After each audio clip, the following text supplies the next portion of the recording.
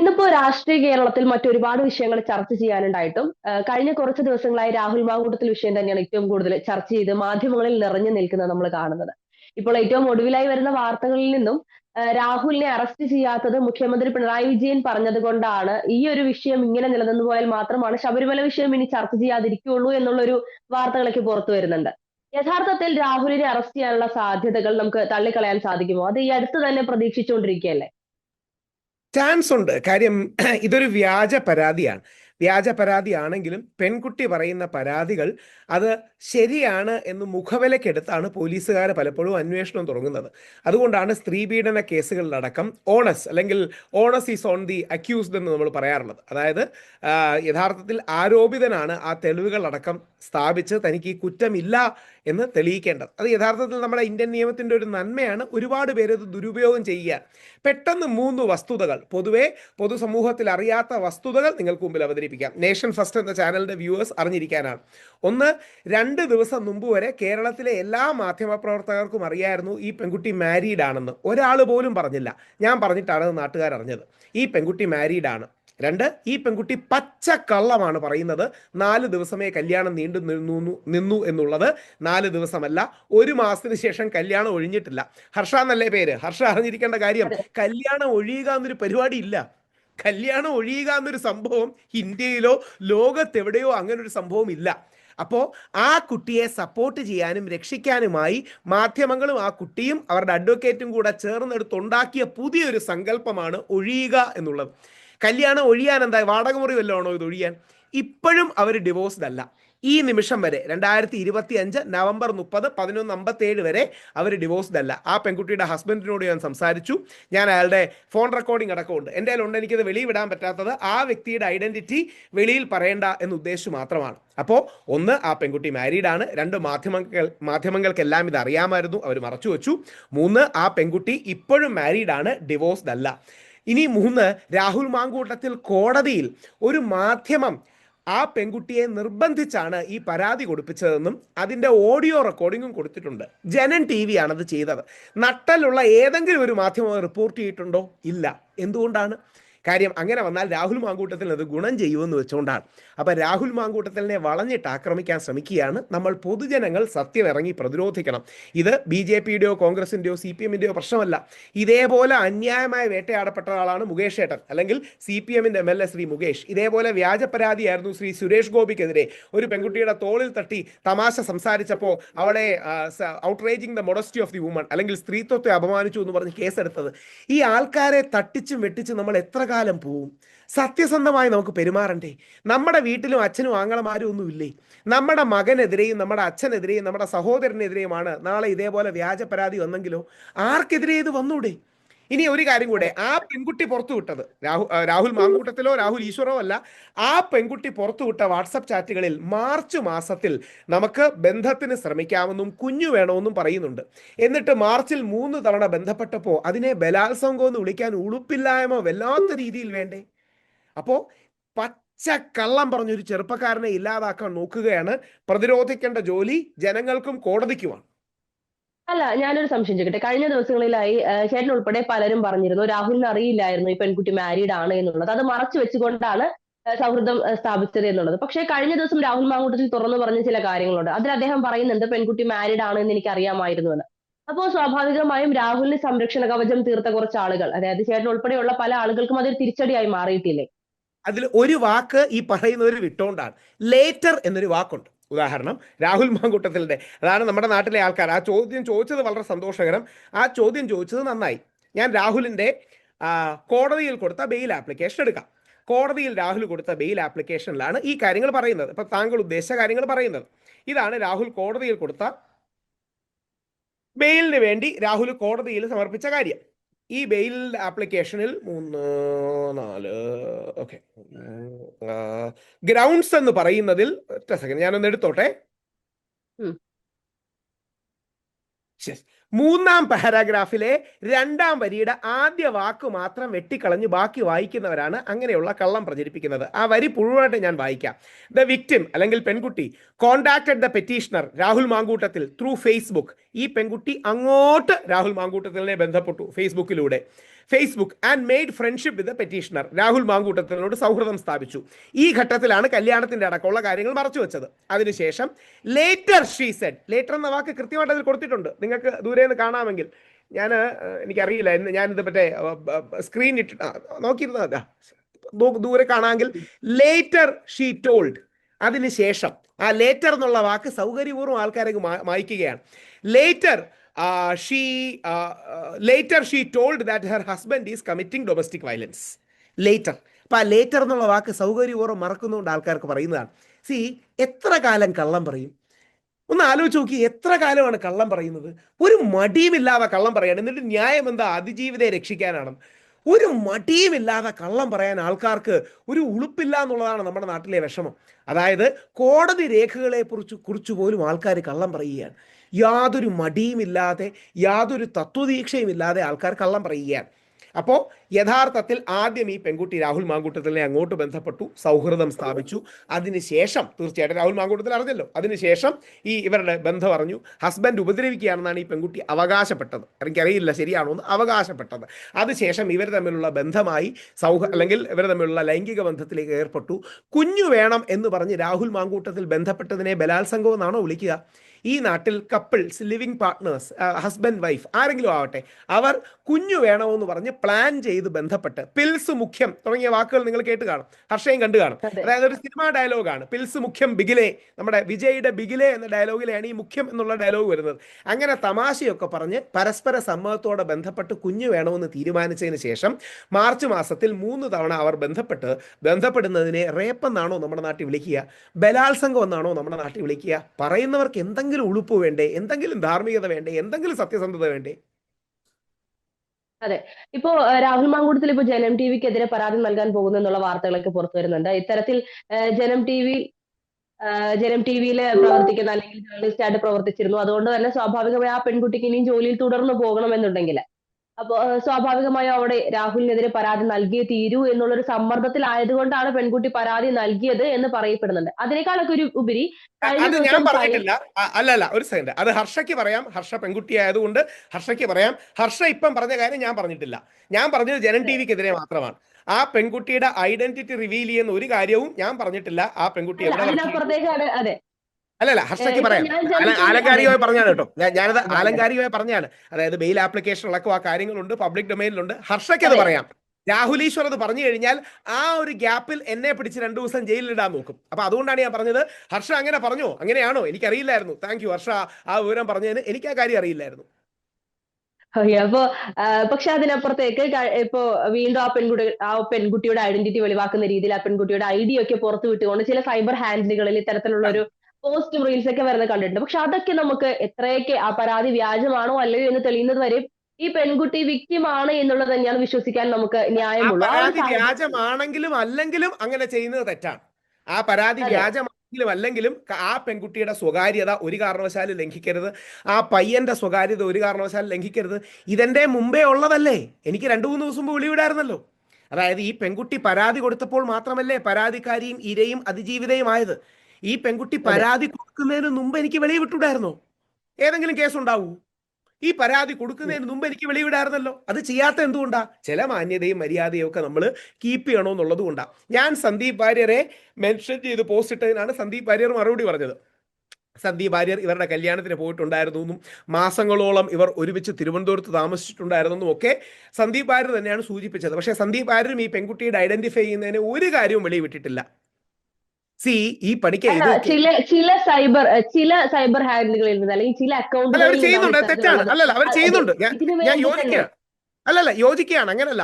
സന്ദീപ് വാര്യരുടെ പഴയ ഫേസ്ബുക്ക് പോയി സന്ദീപ് വാര്യർ അത് ഡിലീറ്റ് ചെയ്യുകയും ചെയ്തു. അത് അദ്ദേഹത്തിന്റെ മാന്യതയും മര്യാദയും.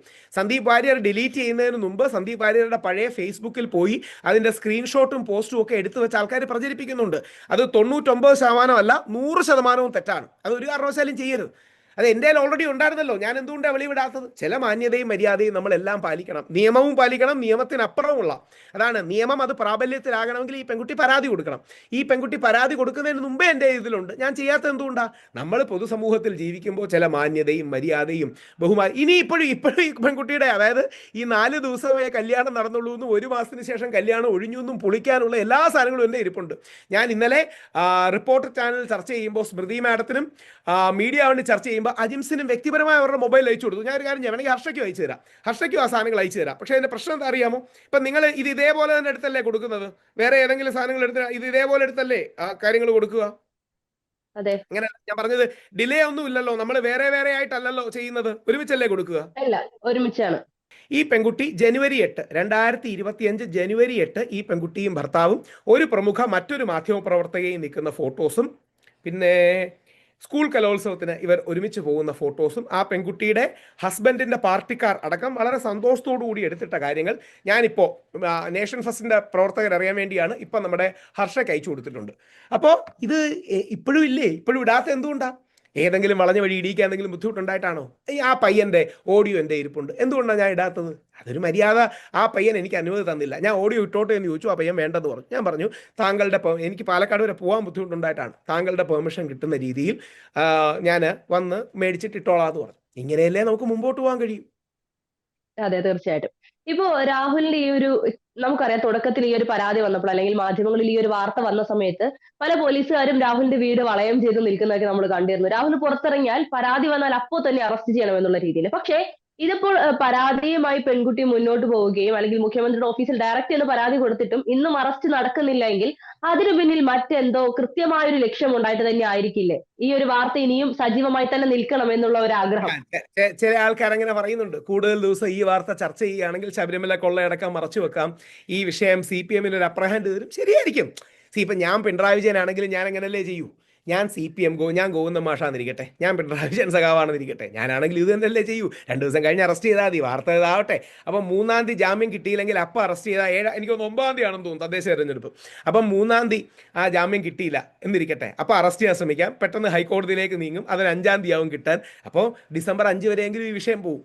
ഡിസംബർ 5-ന് എനിക്ക് തോന്നുന്നു ശബരിമല കേസിന് വീണ്ടും എന്തെങ്കിലും ഒരു മെൻഷൻ ഹൈക്കോടതി വരുമെന്ന് തോന്നുന്നു.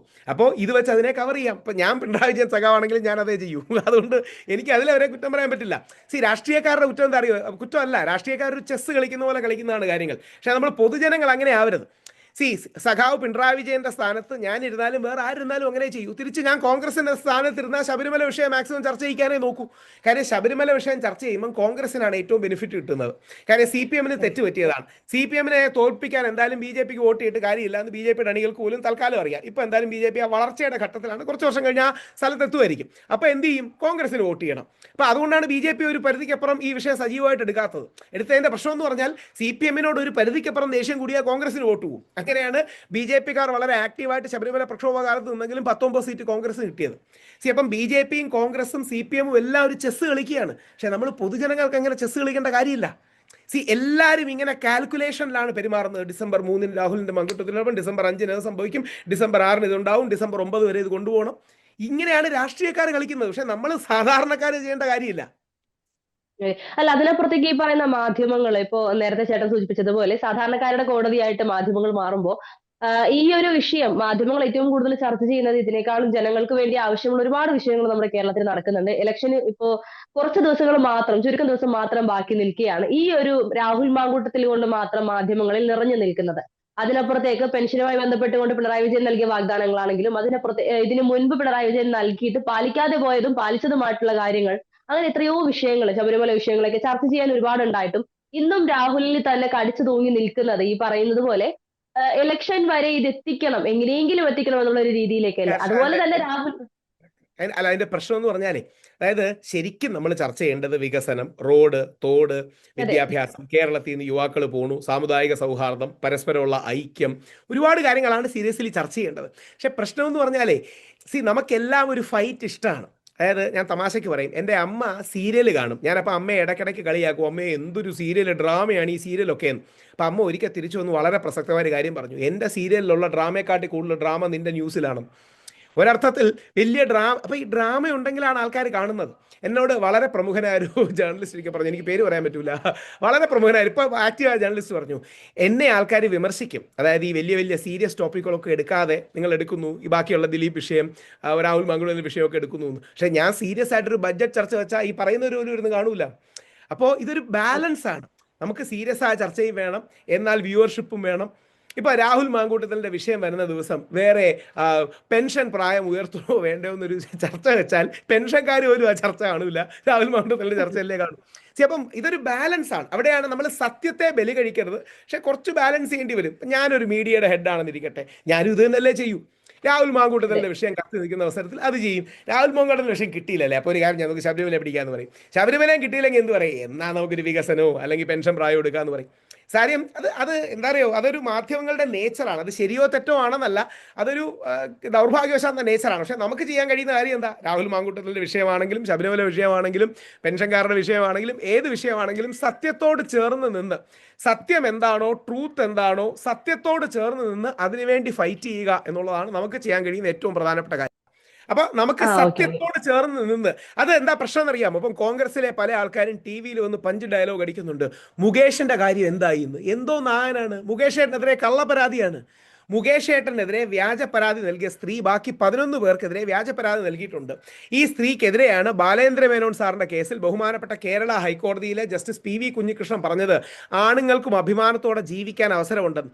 ഈ സ്ത്രീയെയാണ് കഴിഞ്ഞ ഓഗസ്റ്റ് 25-ാം തീയതി തമിഴ്നാട്ടിൽ പോക്സോ കേസിൽ അറസ്റ്റ് ചെയ്തത്.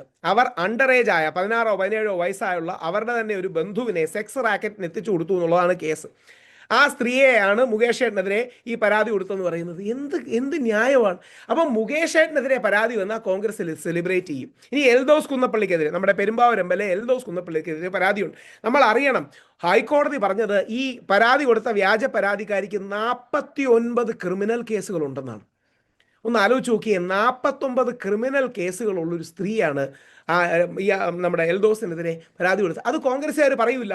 പറഞ്ഞ എന്താണെന്നറിയാമോ? നിങ്ങളടക്കമുള്ള മാധ്യമപ്രവർത്തകർ, അയ്യോ ഇവർ പുരോഗമനവാദികളല്ല, ഇവർ സ്ത്രീപക്ഷവാദികളല്ല, അയ്യോ ഇവർ സ്ത്രീകളെ സപ്പോർട്ട് ചെയ്യുന്നില്ല, ഫെമിനിസ്റ്റുകളല്ല എന്ന് പറയുന്ന അവരെ ഒരു പട്ടം ചാർത്തി കൊടുക്കും. ഇതിനെ പേടിച്ചാണ് പറയാത്തത്. ആർക്കും അറിയാത്ത മുകേഷിന്റെ കള്ളമാണെന്ന്, ബാലേന്ദ്രൻ സാറിനെതിരെയുള്ള കള്ളമാണെന്ന്. മരിച്ചുപോയ മാമുക്കോയെ പോലും ആ സ്ത്രീ വെറുതെ വിട്ടില്ല. ചുമ്മാ ഇരുന്നങ്ങ് പറയുകയാണ്, തെളിയിക്കേണ്ട ആവശ്യമുണ്ടോ? റിനി വന്ന് പറഞ്ഞില്ലേ, രാഹുൽ മാങ്കൂട്ടത്തിന് എനിക്ക് അശ്ലീല മെസ്സേജ് അയച്ചു. മെസ്സേജ് എവിടെ? ഇല്ല, മെസ്സേജ് 5 വർഷം മുമ്പ് കളഞ്ഞു പോയി. ചുമ്മാ ആർക്കും പറഞ്ഞൂടെ? റിനി എനിക്കെതിരെ പരാതി കൊടുത്തു, ഞാൻ എന്ത് ചെയ്തു? ഞാൻ റിനിക്കെതിരെ പരാതി കൊടുത്തു. അവൻ പോലീസുകാർ റിനിയും കൂടെ വിളിച്ചു. ഈ നമുക്കെതിരെ വ്യാജ പരാതി ആരെങ്കിലും കൊടുത്താൽ അവർക്കെതിരെ തിരിച്ച് ശരിയായ പരാതി കൊടുക്കാൻ നമുക്ക് കഴിയണം. ഇല്ലെങ്കിൽ ഇതിങ്ങനെ കണ്ടിന്യൂ ചെയ്ത് പോകും. അല്ല, ഇപ്പോ രാഹുൽ മാങ്കൂട്ടത്തിന്റെ കാര്യത്തിലാണെങ്കിലും ഇത്തരത്തിൽ വ്യാജ പരാതിയാണ് പെൺകുട്ടി കൊടുത്തതെങ്കിൽ രാഹുൽ ഈ ഒരു സമയത്തിനകം മാനനഷ്ട കേസിന് പരാതി കൊടുക്കാമായിരുന്നു, മാനനഷ്ടത്തിന് പരാതി കൊടുക്കാമായിരുന്നു. പക്ഷെ മാനനഷ്ട കേസ് ഇവിടെ ആപ്ലിക്കബിൾ ആവില്ല. അതിന്റെ കാര്യം എന്താ അറിയോ, അത് ആൾക്കാർക്കുള്ള ഒരു തെറ്റിദ്ധാരണയാണ്. യഥാർത്ഥത്തിൽ ചെയ്യേണ്ട അങ്ങനെയല്ല. തുടക്കത്തിൽ തന്നെ അല്ല, എനിക്കെതിരെ വ്യാജ പരാതി കൊടുത്തു എന്നാണ് കൊടുക്കേണ്ടത്. അതായത് ഇപ്പം റിനി എനിക്കെതിരെ പരാതി കൊടുത്തപ്പം ഞാൻ പോലീസിൽ തിരിച്ചു നിന്ന് റിനി എനിക്കെതിരെ വ്യാജ പരാതി കൊടുത്തു എന്നൊരു പരാതി കൊടുത്തു. 211 IPC ആകുമ്പോൾ 211 ആണെന്ന് എൻ്റെ ഓർമ്മ, ഞാൻ സെക്ഷൻ നോക്കിയിട്ട് പറയാം. അപ്പം യഥാർത്ഥത്തിൽ അതാണ് ചെയ്യേണ്ടത്. അപ്പം പോലീസ് 2 കംപ്ലൈൻറ്റും കൂടെ കേൾക്കും. ഇല്ലെങ്കിൽ പലപ്പോഴും ഈ തീവ്ര ഫെമിനിറ്റി അല്ലെങ്കിൽ ഫെമിനാസി എന്ന് വിളിക്കുന്നവരുടെ പ്രശ്നം, പോലീസിന് അവരൊരു പരാതി കൊടുത്താൽ മുഖ്യമന്ത്രിക്ക് വീട്ടിൽ നിന്ന് ഇമെയിൽ അയച്ചാൽ മാധ്യമങ്ങൾ അവരെ ഭയങ്കരമായിട്ട് അങ്ങ് ബൂസ്റ്റ് ചെയ്യും. ഈ ആണൊന്ന് പകച്ചു പോവും, എന്ത് ചെയ്യണമെന്നറിയാതെ ആണൊന്ന് പകച്ചു പോവും. അങ്ങനെ ആണ് പകച്ചു പോകുന്ന സ്പേസിൽ പരമാവധി അവരെ ഇകഴ്ത്തി കെട്ടാം എന്ന് പറയുന്നൊരു സാധനമാണ് ഉള്ളത്. ഞാൻ പറഞ്ഞ കറക്റ്റാണ്. IPC 211 ഞാനപ്പം റിനിക്ക് IPC 211 ഇതിൽ അപ്പം പുതിയ BNS കൂടെ വെച്ച് പരാതി കൊടുത്തു. പോലീസുകാർ എൻ്റെ ഫ്രണ്ടിൽ നിന്ന് തന്നെ റിനിയെ വിളിച്ചു. റിനിയോട് പറഞ്ഞു, എപ്പോഴാണ് എറണാകുളത്തും തിരുവനന്തപുരത്ത് വരാൻ പറ്റുക? എന്നെ മെനക്കെടുത്തിച്ചാൽ ഞാനും തിരിച്ച് മെനക്കെടുത്തിക്കും. അതിനപ്പുറം ഈ കേസിന് ഒരു പ്രസക്തിയില്ല. ഈ രാഹുൽ മാങ്കൂട്ടത്തിലെ ഈ കേസിൽ ശിക്ഷിക്കുമെന്നാണ് ആരെങ്കിലും കരുതുന്നത്? ഇതൊക്കെ മെനക്കെടുത്തിക്കാനും പബ്ലിസിറ്റിക്ക് വേണ്ടിയുമാണ് ആൾക്കാർ കേസ് കൊടുക്കുന്നത്. ഒരാളെ ടാർഗറ്റ് ചെയ്യാനും ടാർണിഷ് ചെയ്യാനും വേണ്ടിയാണ് കേസ് കൊടുക്കുന്നത്.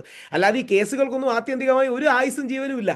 പക്ഷെ ഒരു പഞ്ച് ഡയലോഗ് ഉണ്ടാക്കാനും TV ചാനലുകളിൽ ഡിബേറ്റ് ഉണ്ടാക്കാനും വേണ്ടി ചെയ്യുന്നതാണ്. അതെ.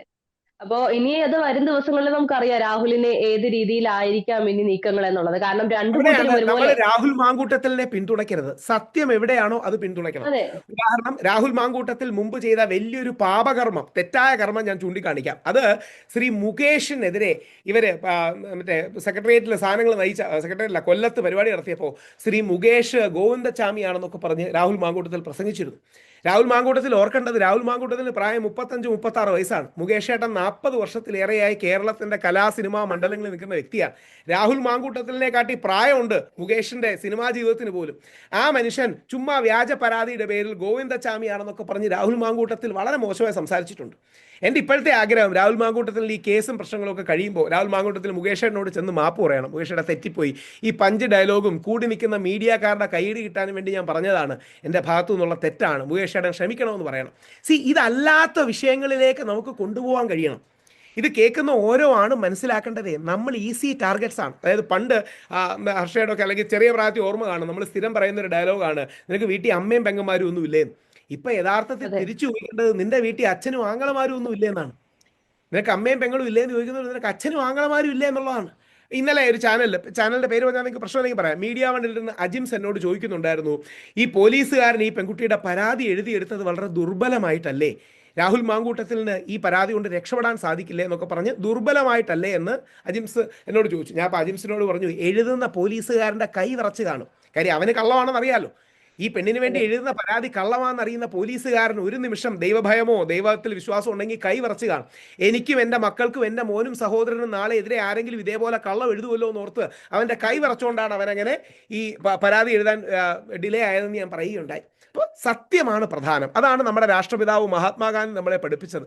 സത്യം എന്താണോ ആ സത്യത്തിന്റെ കൂടെ നിൽക്കണമെന്ന്. അപ്പൊ അതുകൊണ്ട് സത്യം എന്താണോ, നാളെ രാഹുൽ മാങ്കൂട്ടത്തിന് അനുകൂലമല്ല സത്യമെങ്കിൽ അനുകൂലമല്ല, എതിരാണ് സത്യമെങ്കിൽ അല്ലെങ്കിൽ സത്യം, ട്രൂത്ത് ഒറ്റ യാഡ്സ്റ്റിക്കേ ഉള്ളൂ. അതാണ് നമ്മൾ സത്യമേവ ജയതേ എന്ന് കോടതിയുടെ ഫ്രണ്ട് എഴുതി വെച്ചിരിക്കുന്നത്.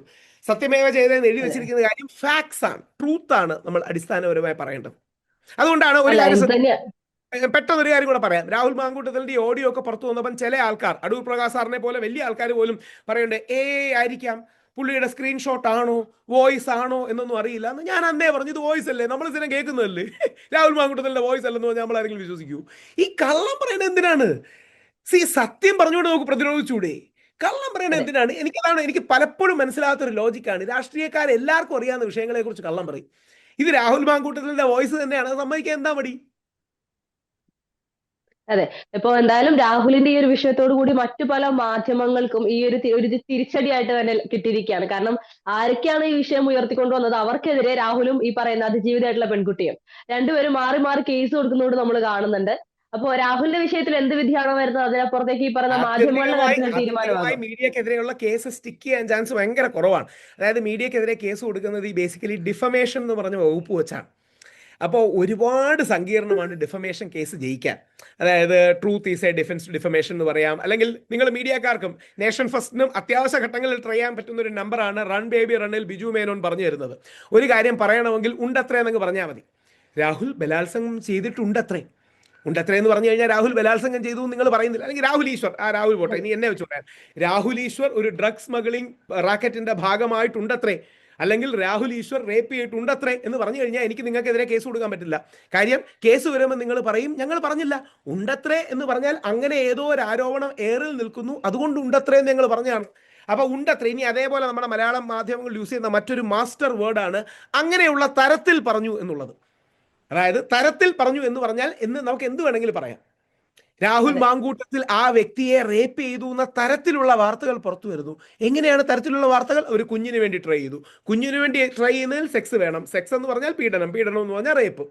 ഇതാണ് തരത്തിലുള്ള വാർത്തകൾ. അങ്ങനെ ഈ കള്ളം പറയുമ്പോഴേ പറയുന്നവനൊരു ഉൾക്കുത്തുണ്ടായാൽ മതി. അതാണ് പ്രശ്നം. അടിസ്ഥാനപരമായി നമുക്ക് മനസാക്ഷിയും സത്യത്തോടുള്ള ഒരു പ്രതിബദ്ധതയും ഉണ്ടെങ്കിൽ നമ്മുടെ നാട്ടിലെ പകുതി പ്രശ്നങ്ങൾ മാറി കിട്ടും. അതെ, അപ്പോ കഴിഞ്ഞ ദിവസം രാഹുൽ ഈശ്വറിന്റെ ഒരു ഫേസ്ബുക്ക് പോസ്റ്റ് ഉണ്ടായിരുന്നു, ഒരു ബർത്ത്ഡേ പോസ്റ്റിന്റെ കൂടെ ഉണ്ടായിരുന്നു, രാഹുൽ എനിക്കൊരു സമ്മാനം തരണം എന്നുള്ള രീതിയിൽ. അതിന് താഴെ ഇത്തരത്തിൽ ഇനിയെങ്കിലും തുറന്നു പറയണം, അതായത് റിനി ആൻഡ് ജോർജിന്റെ ഒരു വിഷയം വന്ന സമയത്ത് രാഹുൽ പറഞ്ഞിരുന്നു സുഹൃത്താണ് എന്ന് പറഞ്ഞിരുന്നു, അത്തരത്തിലൊന്നും ഇനി പറയരുത് എന്ന് പറഞ്ഞുകൊണ്ട്. അത് ഈ പുതിയ ജനറേഷനിലെ പിള്ളേരുടെ ഒരു തെള്ളാണ്, രാഹുൽ മാങ്കൂട്ടത്തിൻ്റെയും തെള്ളാണ്. അതായത് രാഹുൽ മാങ്കൂട്ടത്തിനെതിരെ റിനി പരാതി കൊടുത്തു. രാഹുൽ മാങ്കൂട്ടത്തിലപ്പം പറഞ്ഞത് റിനി എൻ്റെ സുഹൃത്താണ്, എനിക്കെതിരെയാണ് പരാതി എന്ന് ഞാൻ കരുതുന്നില്ലെന്ന്. പിന്നെ ആർക്കെതിരെ? രാഹുൽ ഈശ്വറിനെതിരെയാണ്, രാഹുൽ ഗാന്ധിക്കെതിരെയാണ് പരാതി കൊടുത്തത്. ചുമ്മാ ഡയലോഗ്. ഡയലോഗ് എന്താ അറിയാം, അതൊരു ഫാഷനബിൾ പ്രോഗ്രസീവ്, പ്രത്യേകിച്ച് പെൺകുട്ടികളോട് നോക്കൂ ഞാനും ഒരു ഫെമിനിസ്റ്റാണ്, ഞാനൊരു പുരോഗമനവാദിയാണ് എന്ന് പറയാനുള്ള വളഞ്ഞ വഴിയാണ്. അതായത് രാഹുൽ പറയുന്നത്. എന്നിട്ട് അവന്തിക രാഹുൽ എന്നെ റേപ്പ് ചെയ്യാൻ ഹൈദരാബാദിലേക്ക് വിളിച്ചു എന്ന് പറഞ്ഞു. അവന്തിക എൻ്റെ സുഹൃത്താണ്. നിന്റെ സുഹൃത്താണെങ്കിൽ നിന്നെ റേപ്പ് ചെയ്യാൻ, നീ അവളെ റേപ്പ് ചെയ്യാൻ ശ്രമിച്ചു എന്ന് പറഞ്ഞ് അവൾ പരാതി കൊടുക്കൂ? ഇതിന്റെ പ്രശ്നം ആരെ കാണിക്കാനാണ് ഈ കള്ളത്തരം? ഫാഷനബിൾ പ്രോഗ്രസീവ്, ഞാനൊരു പുരോഗമനവാദിയാണ്, ഞാനൊരു ഫാഷനബിൾ ഫെമിനിസ്റ്റ് ആണ് എന്ന് കാണിക്കാൻ വേണ്ടി ചെയ്യുന്നതാണ്. അപ്പൊ ഇവരൊന്നും രാഹുലിന്റെ സുഹൃത്തുക്കളല്ല. ഇനി രാഹുലിനെ യഥാർത്ഥത്തിൽ ഈ വിഷയത്തിൽ എന്നാൽ കഴിയുന്ന രീതി സപ്പോർട്ട് ചെയ്യാൻ ഞാനും രാഹുലും എതിർപക്ഷത്ത് നിൽക്കുന്ന ആൾക്കാരാണ്. അതായത് ഈ രാഹുൽ മാങ്കൂട്ടത്തിൽ കൂടി വന്നാൽ ഒരു 6 മാസങ്ങൾക്ക് മുമ്പ് അല്ലെങ്കിൽ 7 മാസം മുമ്പ് ഞാനും രാഹുൽ മാങ്കൂട്ടത്തിലും കൂടെ ഏഷ്യാനെറ്റിൽ വിനു വി ജോണിന്റെ ചർച്ചയിലിരുന്നു. വലിയ ശക്തമായിട്ട് അടികൂടികളുണ്ടായി.